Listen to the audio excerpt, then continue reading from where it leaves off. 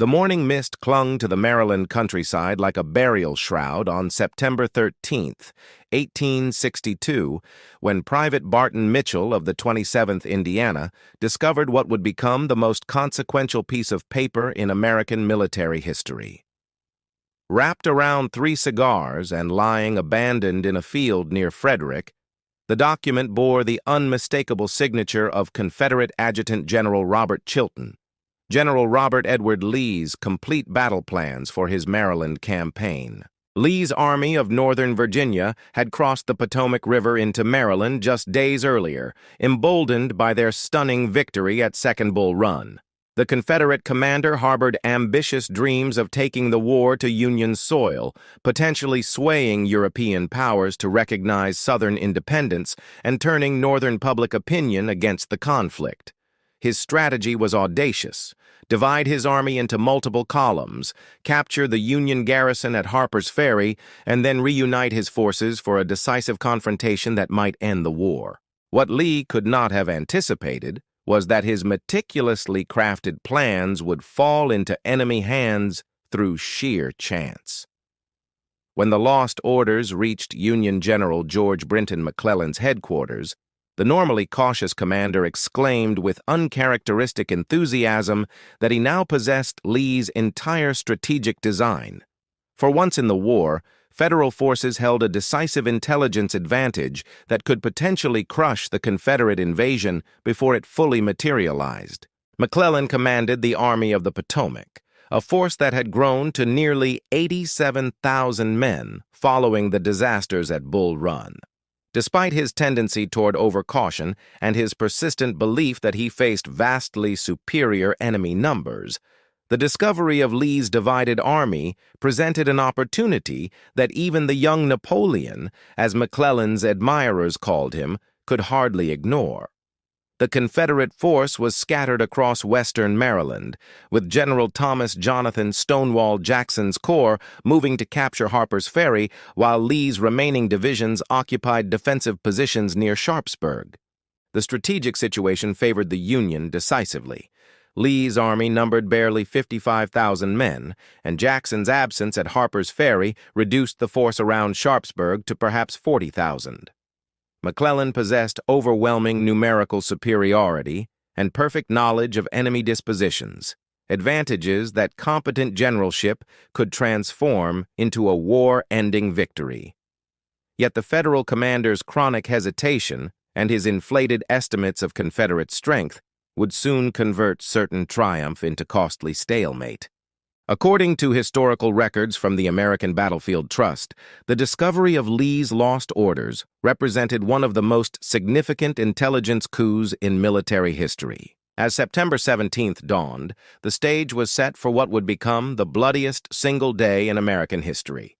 Lee had managed to concentrate most of his army along Antietam Creek, near the small town of Sharpsburg, Maryland, occupying a strong defensive position on high ground west of the waterway.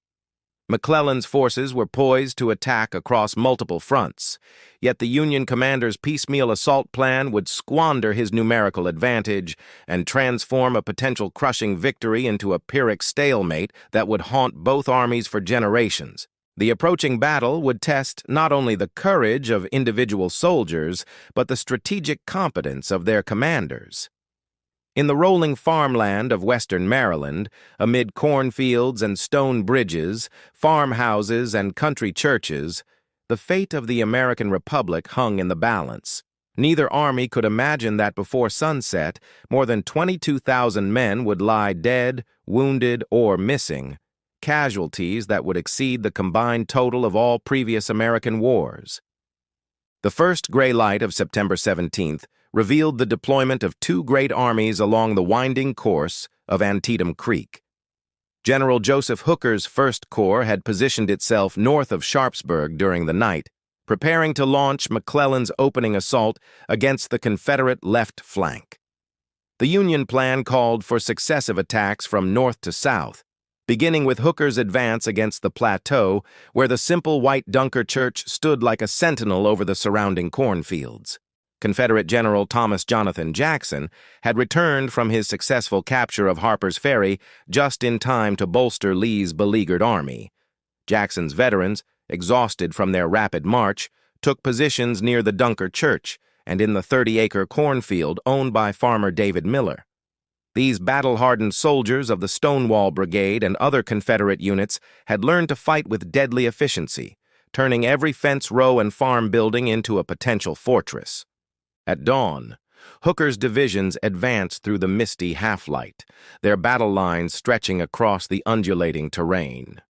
The Union soldiers moved with grim determination, many veteran troops who had endured the humiliations of the Peninsula Campaign and Second Bull Run. As they approached Miller's cornfield, where the tall stalks of corn created natural concealment, Confederate infantry rose from their positions like phantoms emerging from the earth itself. The battle erupted with savage intensity as musket volleys echoed across the Maryland countryside. In Miller's cornfield, soldiers fought among the tall stalks in a deadly game of hide and seek, with men falling like harvested grain beneath the withering crossfire. The Confederates had positioned artillery on the high ground beyond the Dunker Church, and these guns poured devastating fire into the advancing Union ranks, turning the peaceful farmland into a charnel house. General John Bell Hood's Texas Brigade launched a ferocious counterattack that drove Hooker's men back across the cornfield in confusion. The Texans fought with desperate valor, knowing that the survival of Lee's army depended on holding their positions against overwhelming odds. Blood soaked into the fertile Maryland soil as the battle lines surged back and forth across the contested ground, neither side able to gain decisive advantage despite horrific casualties. As the morning progressed, General Joseph King Fenwick Mansfield's 12th Corps moved forward to support Hooker's battered divisions. Mansfield, a career Army officer with 4 decades of service, personally led his men toward the action near the Dunker Church.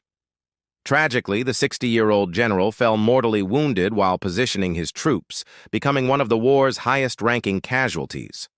Command of the Corps passed to General Alpheus Williams, who struggled to maintain momentum as Confederate resistance stiffened. Contemporary accounts from Harper's Weekly documented the extraordinary courage displayed by soldiers on both sides during these opening hours of combat. The White Dunker Church became the focal point of desperate fighting as Union forces pressed their attack against Jackson's defensive line. Confederate artillery, commanded by Captain John Pelham and other skilled gunners, turned their pieces on the advancing Federals, while Southern infantry delivered devastating volleys from behind stone walls and rail fences. The simple church building, a symbol of peace and Christian faith, witnessed scenes of indescribable carnage as America tore itself apart. By mid-morning, thousands of casualties already littered the battlefield, and the day's fighting had barely begun. The cornfield had been swept clean by musket fire, with stalks cut down as if by some enormous scythe. Bodies lay thick among the stubble, and the groans of wounded men created a terrible chorus that would haunt survivors for the rest of their lives. Yet this was merely the overture to a symphony of destruction that would crescendo throughout the day. Lee's army clung to its positions through sheer determination, but the Confederate commander recognized the desperate nature of his situation.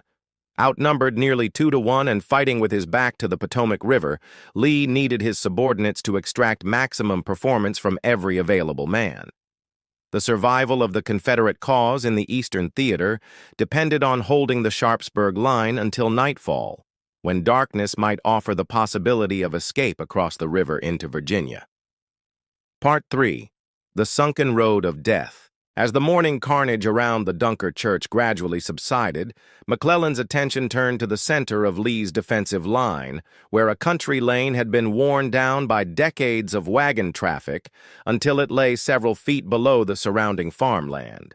This innocuous farm road, known locally as the Sunken Road, would soon earn a more sinister name that would echo through American military history: Bloody Lane.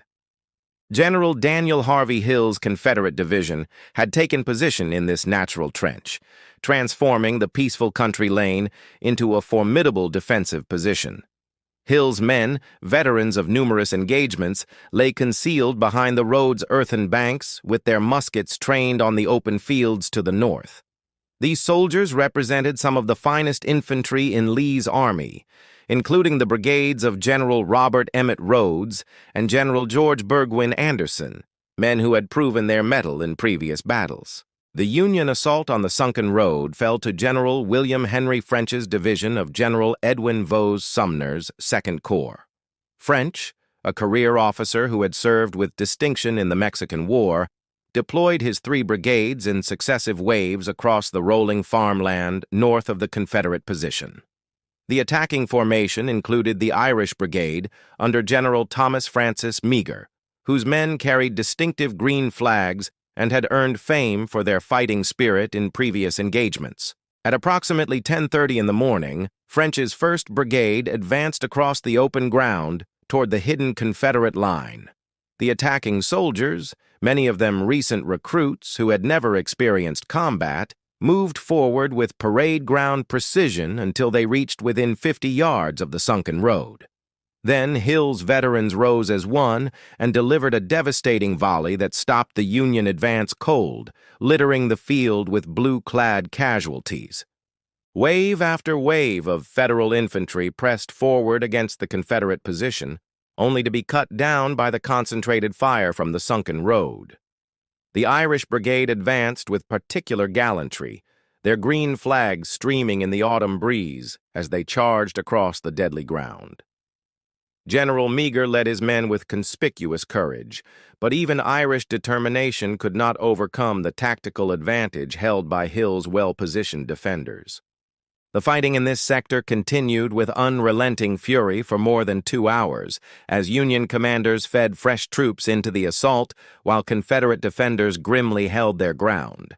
General Israel Bush Richardson's division joined the attack, adding weight to the Federal effort, but the natural strength of the sunken road position seemed to make it impregnable. Bodies accumulated in frightful numbers across the approaches to the Confederate line, yet still the Union attacks continued.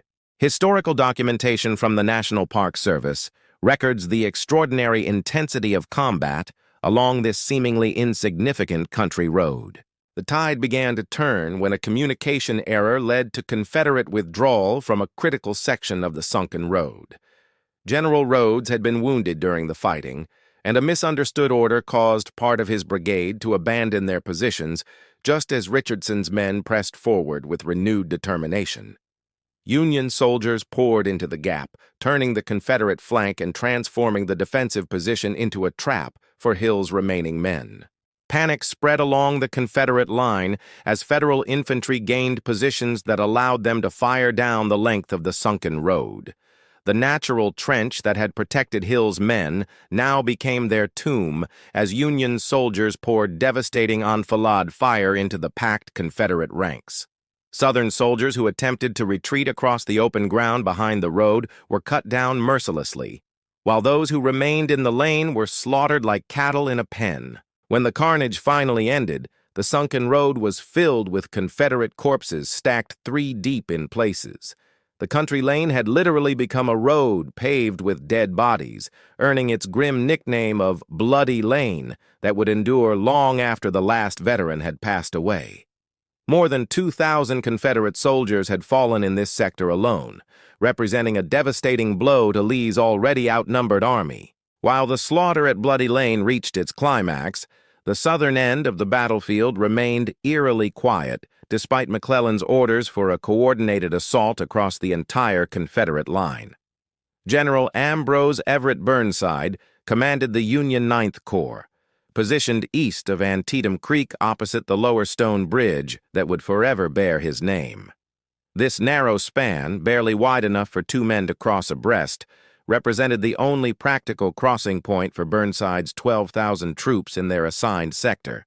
Burnside faced a tactical nightmare that highlighted the complexities of Civil War battlefield communication. McClellan's battle plan called for simultaneous attacks from north to south, but the Army of the Potomac commander had failed to establish effective coordination between his widely separated corps. Burnside received his attack orders hours after the fighting had begun elsewhere, and even then, the messages arrived in confusing fragments that left the Corps commander uncertain about timing and objectives. The stone bridge itself presented a formidable obstacle, defended by Confederate sharpshooters from General Robert Augustus Toombs's Georgia Brigade. These skilled marksmen had positioned themselves in rifle pits and behind stone walls on the bluffs overlooking the creek, creating deadly crossfire that could sweep the bridge approach with devastating effect. Toombs, a former United States Senator who had helped draft Georgia's secession ordinance, commanded barely 400 men, yet their advantageous position multiplied their effectiveness many times over. Burnside's first assault waves suffered catastrophic casualties as they attempted to force the narrow crossing. The 11th Connecticut Infantry led the initial charge, their blue uniforms providing clear targets for Confederate riflemen as they bunched together on the exposed bridge. Men fell in heaps as Georgia bullets found their marks, and survivors scrambled back to cover among the rocks and trees along the eastern bank of Antietam Creek. The tactical situation demanded innovative thinking, but Burnside seemed paralyzed by the tactical challenge before him. Despite commanding a force 30 times larger than Toombs's defenders, the Union general continued to feed regiment after regiment into futile frontal assaults across the killing ground of the stone bridge. Alternative crossing points existed both upstream and downstream, but Burnside fixated on forcing passage at the designated spot, seemingly oblivious to the tactical flexibility that might have outflanked the Confederate position entirely. General Jacob Dolson Cox's division made repeated attempts to storm the bridge, with the 51st Pennsylvania and 51st New York leading successive charges into the teeth of Confederate fire. Colonel Robert Potter's men crawled forward under cover of whatever protection they could find, but the open approaches to the bridge left attackers completely exposed to enemy marksmanship. Each assault dissolved in blood and confusion, adding to the growing pile of Federal casualties without achieving any meaningful progress. As documented in multiple Civil War historical sources, Burnside's repeated frontal attacks against the stone bridge represented one of the war's most frustrating tactical failures. While precious hours slipped away, Lee's army fought desperately to maintain its positions against Union pressure in other sectors. The Confederate commander could spare only minimal reinforcements for Toombs's hard-pressed defenders. Yet Burnside's tactical ineptitude provided Lee with unexpected breathing room during his army's most vulnerable moments. Had the Ninth Corps succeeded in forcing a crossing earlier in the day, the additional pressure might have collapsed the Confederate center and ended Lee's Maryland invasion in complete disaster. As afternoon shadows began to lengthen, Burnside finally achieved his breakthrough through sheer persistence rather than tactical brilliance. The 2nd Maryland and 6th New Hampshire regiments managed to fight their way across the blood-soaked span, establishing a foothold on the western bank that subsequent waves could exploit. The stone bridge had finally fallen, but at tremendous cost in time and casualties that McClellan's army could ill afford. The delay at Burnside's bridge would prove to be one of the most significant tactical failures of the entire Civil War, robbing the Union Army of precious hours that might have been used to exploit Confederate weakness elsewhere on the battlefield. As Burnside's men finally began crossing in force, the opportunity for decisive victory was already slipping away like autumn leaves on the Maryland wind. Part 5. The Final Confederate Stand. With the stone bridge finally in Union hands, General Burnside's Ninth Corps began pouring across Antietam Creek in overwhelming numbers. The afternoon sun beat down mercilessly on the battle-torn landscape as fresh Federal regiments deployed for what many believed would be the final assault against Lee's crumbling defensive line. Confederate resistance around the bridge had collapsed, and only a thin screen of Southern troops stood between Burnside's advancing divisions and the vital Confederate supply line along the Potomac River. General Robert Edward Lee watched the unfolding crisis from his command post near Sharpsburg with the calm demeanor that had made him legendary among his men. The Army of Northern Virginia had been bled white during 12 hours of savage combat, with casualty reports indicating losses that would cripple any conventional military force. Yet Lee possessed an almost supernatural ability to inspire maximum effort from his soldiers, even when facing seemingly impossible odds. The Confederate center had been shattered by Richardson's breakthrough at Bloody Lane, leaving a gaping hole in Lee's defensive line that only desperate improvisation had managed to close. Artillery batteries under Colonel Stephen Dill Lee and other young officers had been rushed forward to plug gaps in the infantry line, their cannoneers serving their guns with deadly precision despite taking severe casualties from Union counter-battery fire. Every available man, including cooks, teamsters, and musicians, had been pressed into service as the Army of Northern Virginia fought for its very survival. Burnside's delayed assault now threatened to deliver the coup de grace to Lee's battered army. The Ninth Corps advanced with parade ground precision, their ranks thick with reinforcements who had not yet experienced the day's carnage. General Orlando Bolivar Wilcox's division led the advance, followed by General Samuel Davis Sturgis's troops, creating an irresistible tide of blue uniforms that swept across the rolling farmland west of Antietam Creek. The few remaining Confederate defenders fought with the desperation of men who knew that defeat meant the destruction of their cause. General David Rumpf, neighbor Jones's undermanned division, anchored the southern right flank, but these exhausted soldiers could hardly be expected to withstand fresh Union regiments advancing in overwhelming strength. Confederate artillery continued to exact a toll on the attacking Federals, yet ammunition was running dangerously low and replacement guns were nowhere to be found. As Burnside's men approached the outskirts of Sharpsburg itself, it appeared that Lee's Maryland campaign would end in complete catastrophe. The Confederate commander had already begun considering retreat routes across the Potomac, though withdrawal under pressure would likely result in the destruction of his entire army. Southern soldiers prepared for a last stand among the houses and streets of the small Maryland town, grimly determined to sell their lives as dearly as possible. Military historians from the Smithsonian Institution have documented how close the Confederate Army came to complete destruction during these critical afternoon hours. Then, at approximately 4 o'clock in the afternoon, salvation appeared on the Confederate right flank in the form of General Ambrose Powell Hill's Light Division, arriving after a punishing 17-mile forced march from Harper's Ferry. Hill's men had covered the distance at an exhausting pace, discarding equipment and stragglers along the roadside in their desperate race to reach the battlefield before Lee's army collapsed entirely.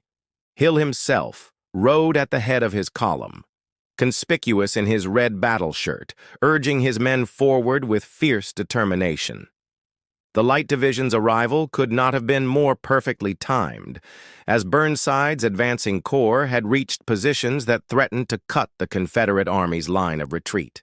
Hill immediately deployed his brigades against the Union flank, launching a surprise counterattack that caught the Ninth Corps completely off guard. The sudden appearance of Confederate reinforcements transformed the tactical situation in minutes. Burnside's men, who had been advancing confidently toward what seemed like certain victory, found themselves under attack from an unexpected direction. Hill's assault struck with devastating force, driving back Federal regiments that had not anticipated serious resistance at this stage of the battle. Part 6. The Cost of Victory Denied. General Ambrose Powell Hill's counterattack struck Burnside's advancing corps like a thunderbolt from a clear sky, instantly transforming near-certain Confederate defeat into desperate Union retreat. The Light Division's soldiers, despite their exhaustion from the forced march from Harper's Ferry, launched themselves at the surprised Federal troops with the fury of men fighting for their lives. Hill's men had arrived just in time to witness their army's potential destruction, and this knowledge filled them with desperate energy that overcame physical fatigue. The tactical surprise was complete. Burnside's corps had been advancing confidently toward Sharpsburg, believing that Confederate resistance was collapsing across the entire line. Union soldiers had seen the carnage at Bloody Lane and witnessed the retreat of Hill's defenders from the stone bridge, creating an impression that Lee's army was on the verge of complete collapse. The sudden appearance of fresh Confederate troops attacking their exposed flank created panic that spread rapidly through the Union ranks. Hill's assault focused on the brigades of General Isaac Peace Rodman, whose men had finally found a ford downstream from the Stone Bridge and were threatening to outflank the Confederate position entirely. Rodman's division represented McClellan's best opportunity to achieve decisive victory, as their successful crossing had placed Union troops in position to cut Lee's line of retreat to the Potomac River. Hill's timely intervention prevented this tactical disaster, though at enormous cost to both sides. The fighting that erupted along the Confederate right flank matched the morning's savagery in intensity and exceeded it in desperation. Hill's veterans knew they were fighting not just for victory, but for the survival of their army and their cause. Union soldiers, many of whom had believed the battle was nearly won, found themselves locked in deadly combat with fresh Confederate troops who seemed to appear from nowhere. General Rodman fell mortally wounded during Hill's assault, depriving the Union force of experienced leadership at a critical moment.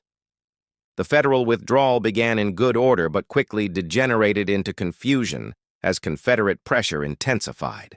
Soldiers who had advanced confidently across the creek now scrambled back toward the Stone Bridge, leaving behind hundreds of their comrades who would never see home again. McClellan's great opportunity was slipping away like water through his fingers. Despite possessing overwhelming numerical superiority and perfect intelligence about Confederate dispositions, the Union commander had failed to coordinate his attacks effectively or exploit his advantages decisively.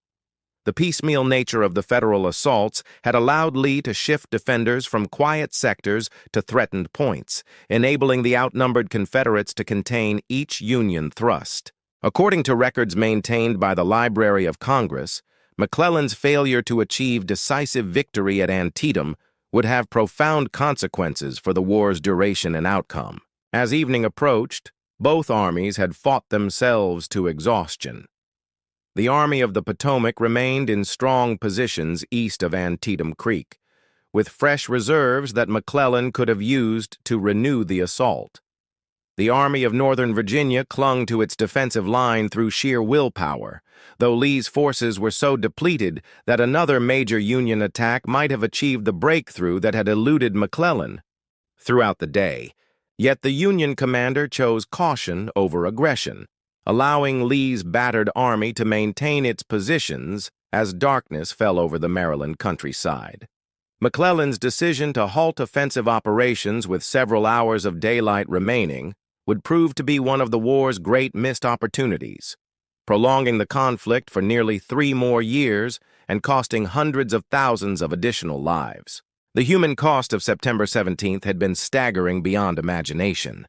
Casualty reports would eventually reveal that more than 22,000 men had been killed, wounded, or reported missing during 12 hours of combat, losses that exceeded the total casualties of all previous American wars combined. The Battle of Antietam had earned its grim distinction as the bloodiest single day in the nation's military history. Part 7, Legacy of Blood and Transformation. As darkness mercifully ended the slaughter at Antietam, both armies tended their wounded and counted their staggering losses beneath a star-filled Maryland sky. The battlefield fell silent except for the groans of wounded men and the occasional crack of rifles as nervous sentries fired at shadows. Stretcher-bearers worked throughout the night, carrying broken soldiers to makeshift field hospitals where overwhelmed surgeons performed amputations by candlelight. General Robert Edward Lee spent the night of September 17th walking among his decimated regiments, offering quiet words of encouragement to soldiers who had given everything for the Confederate cause. The Army of Northern Virginia had suffered approximately 10,300 casualties, nearly 20% of its effective strength. Entire brigades had been reduced to company size, and many regiments could muster fewer than 100 men for duty. Yet somehow, through tactical skill and incredible courage, Lee's army had survived the day intact. McClellan's Army of the Potomac had paid an even higher price for its technical victory, losing more than 12,400 men in the failed attempt to destroy Lee's invasion. The Union casualties included seasoned veterans whose experience could never be replaced, as well as young recruits who had died before learning the soldier's trade. General Richardson lay mortally wounded, joining Mansfield among the battle's high-ranking casualties, while dozens of regimental and brigade commanders had fallen leading their men into the Confederate storm. On the evening of September 18th, Lee made the agonizing decision to withdraw his army across the Potomac River into Virginia. The Maryland campaign had failed utterly, costing the Confederacy irreplaceable manpower while achieving none of its strategic objectives. European recognition remained elusive, Northern morale had been strengthened rather than weakened, and the Army of Northern Virginia limped home as a shadow of its former strength. McClellan's failure to pursue and destroy Lee's retreating army drew sharp criticism from President Abraham Lincoln and his cabinet. The Union commander possessed fresh reserves and overwhelming superiority, yet he allowed the battered Confederate force to escape virtually unmolested. This strategic timidity would eventually cost McClellan his command, though not before Lee's army had escaped to fight another day.